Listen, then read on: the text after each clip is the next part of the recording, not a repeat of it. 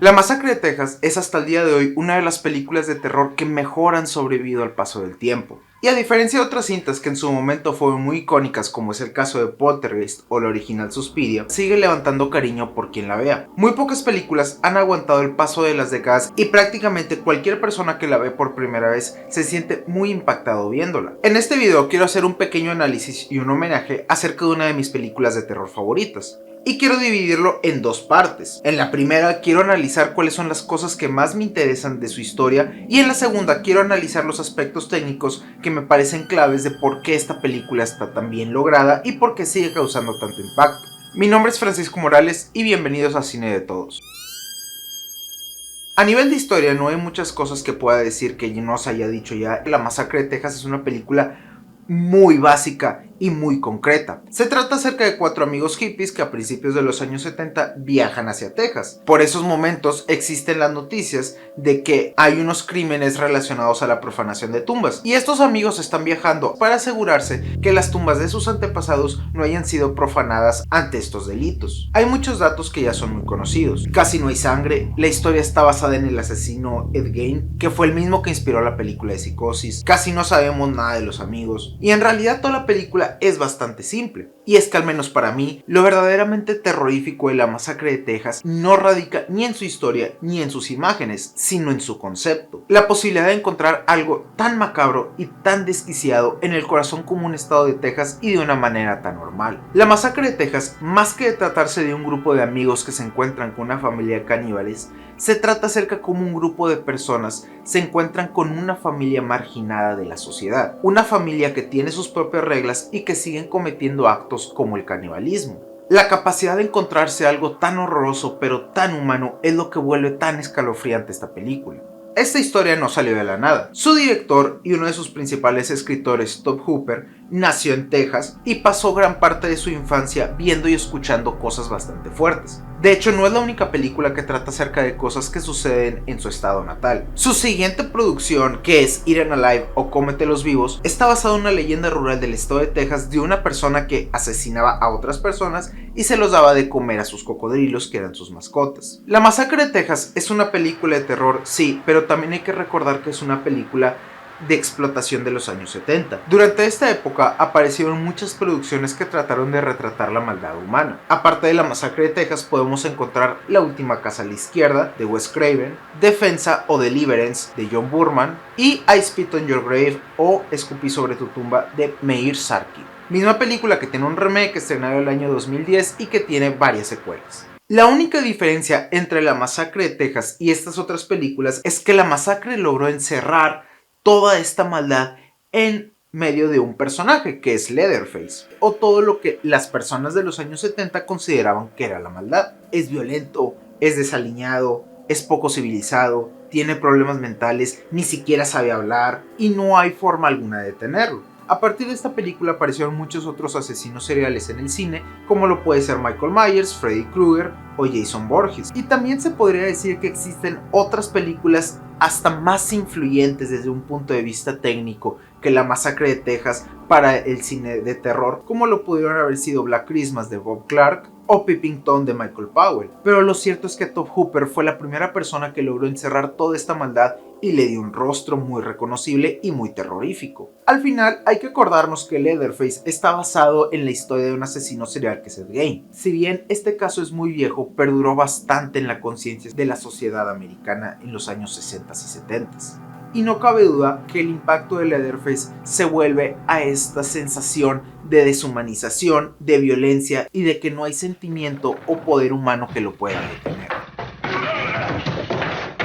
Por otra parte, me parece muy interesante mencionarlo, el mismo director habló a lo largo de las épocas que Leatherface era al mismo tiempo una representación acerca de la guerra de Vietnam, algo que de hecho es muy normal para el cine de explotación de esos años también, el cómo los artistas buscaban representar cuáles eran sus sentimientos acerca de la guerra y acerca de Richard Nixon, y lo podrían poner en ciertas películas y ciertos personajes. It seems like there's a huge portion of contemporary horror that was birthed during the Vietnam era protests, including Chainsaw. Would you say that? Oh, definitely. Was something you were trying to say? Even if it wasn't deliberate, it would have to come through its times because because the times were political. It was a part of its time. El personaje de Leatherface y su familia, de hecho, está basado en cómo terminaban algunas personas viniendo de la guerra de Vietnam. Este concepto se explica un poco más en su secuela, la maravillosa, pero muy extraña y muy controversial La Masacre de Texas parte 2. Para otras películas que les gustaría revisar acerca de todos estos conceptos, puede estar La colina tenía ojos de Wes Craven, Día de la Madre de Charlie Kaufman, Motel Hell de Kevin Connor o la espectacular y muy infravalorada Just Before Dawn de Jeff Lieberman.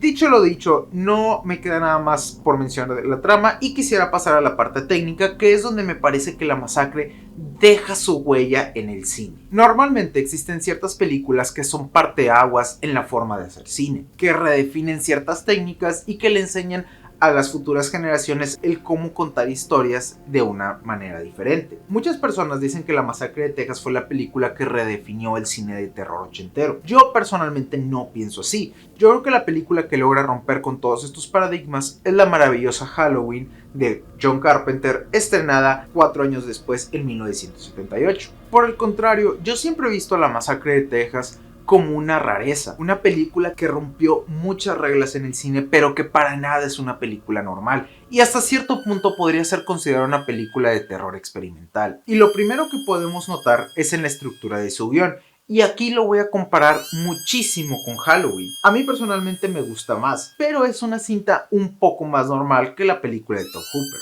Hay que recordar también que ambas cintas fueron escritas y dirigidas por sus respectivos directores, en un caso por Tobe Hooper con La Masacre de Texas y John Carpenter con Halloween. Halloween es ante todo una película muy práctica y muy clásica en su construcción. Esto no es de sorprenderse porque John Carpenter siempre ha sido un ferviente admirador del cine western y el cine serie B, por lo que vemos una estructura muy normal y muy bien definida. Tenemos la introducción, que es el asesinato de Judith Myers a cargo de su hermano. Tenemos la primera parte, que es la fuga de Michael y la presentación de las chicas. Después viene una segunda parte, que es la búsqueda desesperada del Dr. Loomis, el acoso de Michael hacia Lori, y finalmente una tercera parte, que son los asesinatos de Myers. Y luego tenemos una microconclusión que cierra toda la película. Todo esto le ayuda a darle una cohesión a la trama. Sentimos que es una sola historia y que nos cuenta algo concreto y bien pensado. De esta forma vemos que la historia podría representarse así. En La Masacre esto no funciona así. Básicamente podríamos decir que son dos historias en una sola película. La primera parte, que es la presentación de los muchachos y cómo se van encontrando con la familia de Leatherface. La segunda es lo que sucede dentro de la casa. Podemos notar que hay muchas diferencias entre la forma en que suceden las cosas entre ambas películas. Aunque las dos son muy similares y tratan temas similares y esencialmente su trama es la misma, entonces ¿por qué son tan diferentes? Porque ambas películas utilizan formas muy diferentes para contarnos lo que sucede. Y es que aquí hay un elemento clave del que voy a hablar, que es esencial para la construcción de historias, o sea, el storytelling, que en español se podría traducir a la forma de narración o la narrativa. La narrativa o el storytelling es esencialmente la forma que se elige para narrar una historia, valga la redundancia, y el éxito de cualquier película o cualquier cosa que esté narrando una historia va directamente relacionado con su narrativa. Pongamos por ejemplo la película de Matrix Recargado, que aquí les dejo mi video acerca del por qué fracasaron las secuelas. Como ya había mencionado, la película tiene un guión tan mal conceptualizado, tan mal desarrollado y tiene un montaje y fotografía tan plano y monótono que a pesar de que es interesante y tiene buenos visuales, no deja de ser muy aburrido. No hay nada que cambie durante 2 horas y media y el espectador sabe esto. Por el contrario, un buen uso de la narrativa lo podemos encontrar en la trilogía del Señor de los Anillos. De principio y de lejos podríamos pensar que una trilogía de más de 9 horas que habla acerca de fantasía podría resultar muy aburrido. Sin embargo, una vez que la vemos, nos damos cuenta de que es hipnotizante hasta cierto punto. Cómo baja y sube de ritmo, cómo alenta y acelera los planos, cómo utiliza diferentes técnicas y edición de sonido. Un buen ejemplo es la escena del envenenamiento de Frodo en la primera película. En medio de su agonía todo va muy rápido, dándonos esa sensación de apuro. Pero cuando aparece Arwen, el sonido se corta, la música y los colores se vuelven más positivos. En la pantalla solo existen dos personajes y Arwen es gigante. La siguiente escena, cuando los Nazgûl la persiguen, el ritmo vuelve a acelerarse usando unas tomas hermosas. Todo esto es lo que convierte al Señor de los Anillos en una experiencia hermosa, y así, durante 9 horas de las 3 películas, no nos aburre ni nos desespera, porque su director, Peter Jackson, sabe muy bien cómo construir el ritmo de la película, o sea, cómo contarnos la historia. Y esto no tiene mucho que ver con el guión. Se puede tener un libreto corto, como por ejemplo el caso de Eraserhead, que su guión es entre 20 y 25 páginas, y hacer una película de 1 hora y media. Al final, el éxito o el buen desarrollo de una película depende de su narrativa, la cual se construye desde la visión general al principio hasta su momento de montaje o edición al final. Regresando a Halloween, su estructura es muy buena y muy normal. Carpenter siempre ha sido muy bueno en esto. Y mientras la historia va creciendo, vemos que Carpenter nos va dando elementos que hace que la tensión aumente también. Myers asesinando a un trailero, robando una tienda o espiando a Lori. Poco a poco la sensación de incomodidad por el acoso va en aumento y nos va poniendo más nerviosos. En la masacre, su narrativa es muy curiosa. Básicamente parece que no pasa absolutamente nada. Durante la primera mitad, el ritmo es muy plano y muy parecido entre sí. Por otro lado, la fotografía es muy repetitiva y no sucede mucho, excepto algunas partes. El autostop, cuando aparece Leatherface, cuando Sally corre por su vida. Y aquí es una parte muy importante. Normalmente se tiene la sensación de que no pasa mucho, pero en realidad pasan muchas cosas.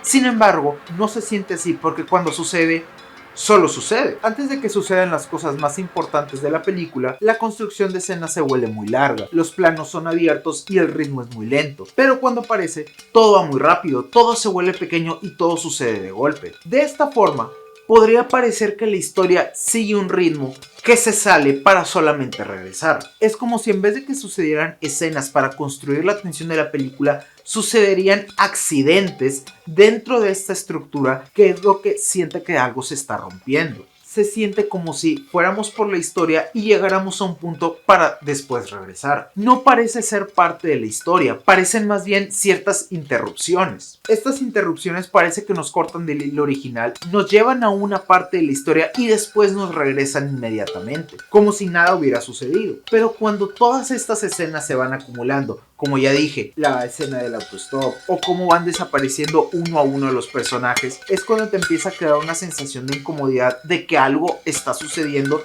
y por ende algo va a suceder. Así que podemos darnos cuenta que la historia funciona de esta forma. Tenemos una introducción y después todo continúa muy normal con algunas pausas. Y entonces es cuando sucede el primer encuentro de Leatherface con Sally y el asesinato de su hermano. Y aquí es donde la película se vuelve un caos. Si en los anteriores minutos estábamos con la sensación de que no pasaba nada, aquí esa sensación sigue ocurriendo, porque de hecho durante esta larga persecución realmente tampoco sucede algo. Es simplemente una persona que va corriendo que está siendo perseguida por alguien con una motosierra que llega a diferentes casas y que básicamente es solamente el ruido de una motosierra. Van alternando imágenes con un sonido muy estridente.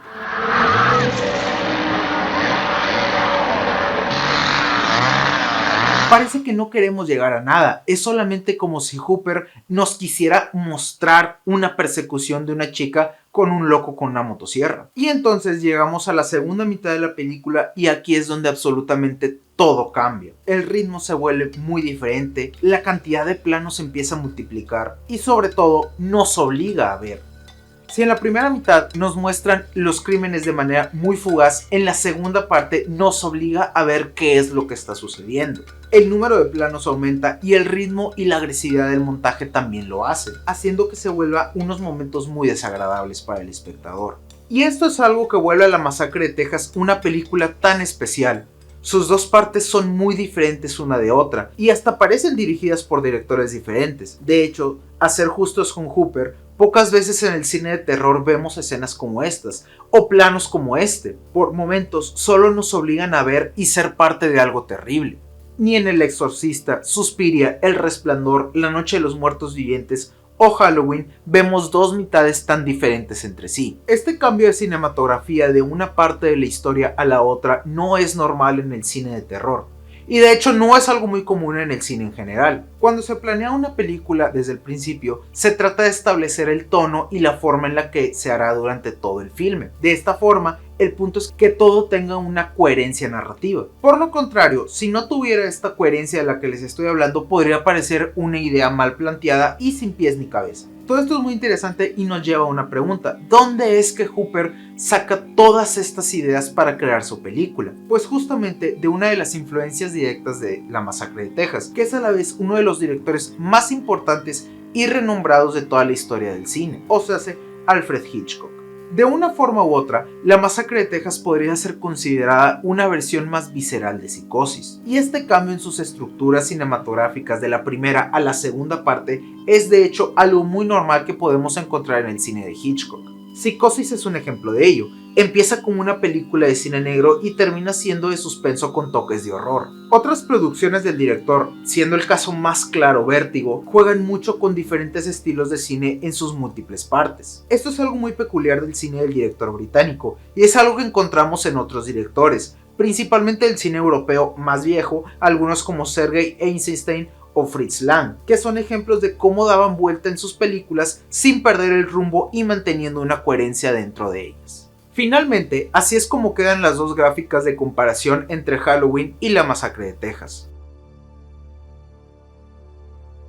Ahora bien, decir que Tobe Hooper fue el único influenciado por Hitchcock, mientras que otros directores como John Carpenter o Wes Craven no, es absolutamente falso. Claro que sí, claro que estos otros directores también fueron influenciados por el director británico, como el 60 o el 70% de todo el cine norteamericano. Pero al final, cada artista explaya lo que él quiere ver de una forma diferente. John Carpenter o Wes Craven fueron más fanáticos de utilizar estructuras más clásicas. Por el contrario, Tobe Hooper siempre estuvo explorando y experimentando con otras formas para hacer sus producciones. Así que esta es la principal diferencia entre La Masacre de Texas y el cine de terror posterior de los años 80. ¿Esto la hace superior a otras películas? No. Al final, La Masacre de Texas está contada de una manera diferente que otras producciones posteriores como Viernes 13 o Scream. Esta no la hace superior o inferior, solo hace que resalte mucho debido a su unicidad dentro del mundo del cine de terror. Aunque otras producciones posteriores son películas estupendas, no dejan de sentirse como algo más dentro del género,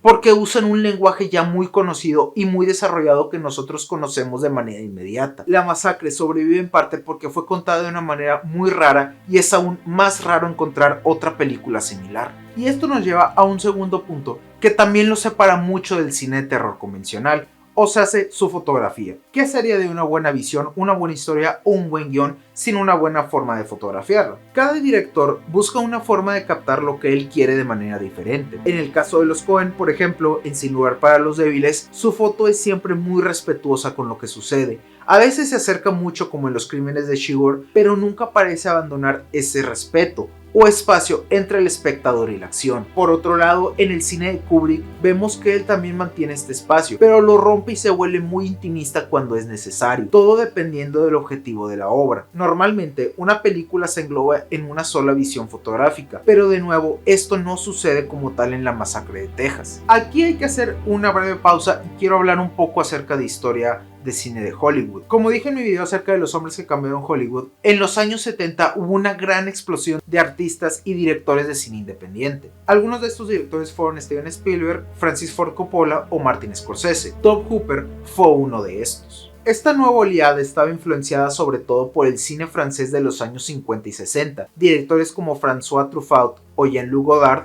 demostraron al mundo que para hacer una película lo único que se necesitaba era una cámara y dónde grabar. A partir de ahí muchos directores empezaron a dejar atrás técnicas costosas y lentas de grabación, como tener que trabajar en sets, con cámaras muy pesadas y equipo muy caro. Empezaron a encontrar maneras de hacer sus propias películas, usando a menudo actores que no eran profesionales o locaciones naturales como carros y casas propias. La Masacre de Texas es un perfecto ejemplo de una película extremadamente independiente, y Tobe Hooper, ante la incapacidad de hacer cosas como cerrar calles o trabajar en sets, tuvo que adaptarse y así pasó a grabar dentro de la camioneta o de buscar cómo acomodarse para realizar algunos planos. En este sentido, La Masacre de Texas sí podría ser más influyente que otras películas como El Resplandor o El Exorcista debido a que siguió apoyando esta idea de que para hacer cine lo único que se necesitaba es una buena visión y una buena planeación. Tampoco hay que olvidar que antes de dedicarse al cine de ficción, Tobe Hooper era camarógrafo de cine documental, lo cual también le ayudó muchísimo a desarrollarse como director de cine independiente. A lo largo de la cinta podemos ver que se mueve con mucha libertad y comodidad en el poco espacio que él tiene. En la primera mitad de La Masacre de Texas usa técnicas de fotografía muy prácticas. Parece hasta cierto punto alguien que está documentando el viaje de unos jóvenes por Texas en los 70s. Los planos son descuidados, no parece haber mucho trabajo de puesta en escena y en general todo se ve solo ahí. No hay que olvidarnos que a excepción de algunos props, todo lo que estamos viendo ahí es real, incluyendo los vehículos y las locaciones. Esto por un lado fue porque se contó con tan poco presupuesto que se tuvo que buscar casas, y por otro para poder transmitir mayor sensación de realismo. No es de sorprenderse que al principio de la película aparece una leyenda acerca de que lo que estamos viendo es real. Por otro lado, Hooper nos muestra cosas de lugares que realmente existen, dándonos esa sensación casi documentalista acerca de que lo que estamos viendo sí sucedió. Sin embargo, una vez más, dentro de la casa, todo esto cambia. Hooper empieza a utilizar muchísimos recursos que no nos había demostrado en la primera parte.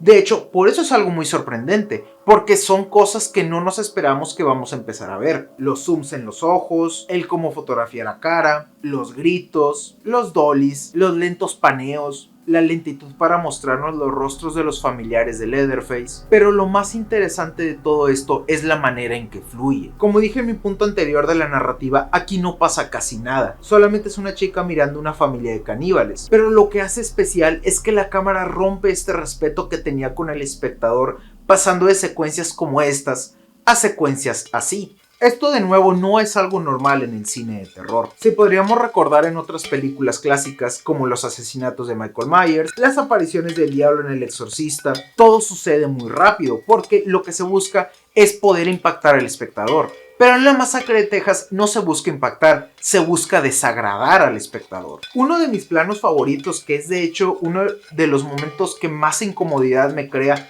en esta película y en general, es cuando le cortan un dedo a Sally y se lo dan al patriarca de la familia para que empiece a chupar de él. Toda la lentitud, el cómo nos obligan a verla para después pasar al abuelo y ver y escuchar esos pequeños y chiquitos sonidos de que está succionando algo, es bastante incómodo y desagradable. Pero sobre todo cómo nos obligan a ver que ella de hecho está viendo lo que le están haciendo, y estas tomas tan cercanas a su cara y el ver cómo tiene los ojos casi desorbitados y cómo podemos apreciar tanto su miedo y su incredulidad ante lo que está viendo, todo eso nos lo transmite bastante bien. De hecho, pasa muy curioso que justamente cuando Sally salta de la casa, la película parece detenerse. El plano vuelve a ser muy lento, no escuchamos nada, hasta Sally se pone de pie con un poco de lentitud para que así nos puede demostrar de una forma u otra el director que adentro de la casa es un mundo aparte. Todo esto transcurre con cierta lentitud hasta que vuelve a aparecer Leatherface con su sierra, que es toda esta secuencia en el camino. Todo es más rápido, todo es más acelerado, suceden ciertas cosas hasta el momento en que finalmente una camioneta puede recoger a la chica. Esta combinación entre plano y ritmo es lo que lleva a que nosotros como espectadores no sepamos lo que estamos viendo o no sepamos qué es lo que va a suceder a continuación. Y todo esto sirve para llevarnos a un punto, y es, como dije antes, esta sensación desagradable e incómoda de ver esa película.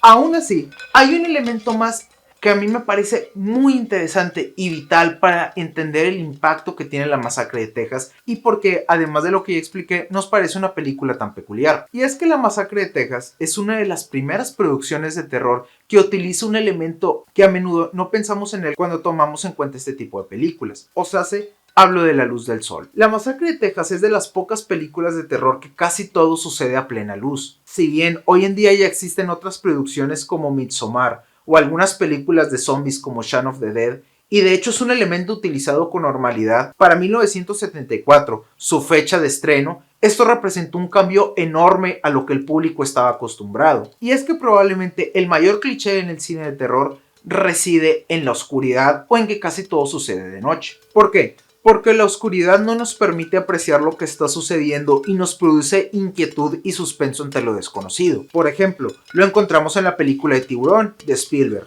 En las tomas debajo del agua podemos ver que los personajes están rodeados de oscuridad, dejando en suspenso en dónde se encuentra el tiburón. En Halloween, por otro lado, usan de manera muy creativa este recurso. Por ejemplo, una de las tomas más icónicas de la película es cuando Michael Myers aparece de entre las sombras a espaldas de Laurie. Otro ejemplo muy efectivo son las escenas finales del Silencio de los Inocentes, donde Clarice está frente al asesino en medio de la oscuridad total y nos inunda una gran desesperación porque sabemos que el villano está ahí y está cerca, pero ella no alcanza a verlo. Pero en la masacre usan otros recursos para crear su ambiente tan macabro e incómodo. Y es que aquí se hace un juego muy importante con los colores. El color naranja por un lado nos produce felicidad, alegría y una sensación de seguridad. En cambio, el color azul y el negro van directamente relacionados con la melancolía, la preocupación, el terror o la depresión. De ahí que la mayoría de los personajes siniestros ya sea del cine de terror o en cualquier otra producción,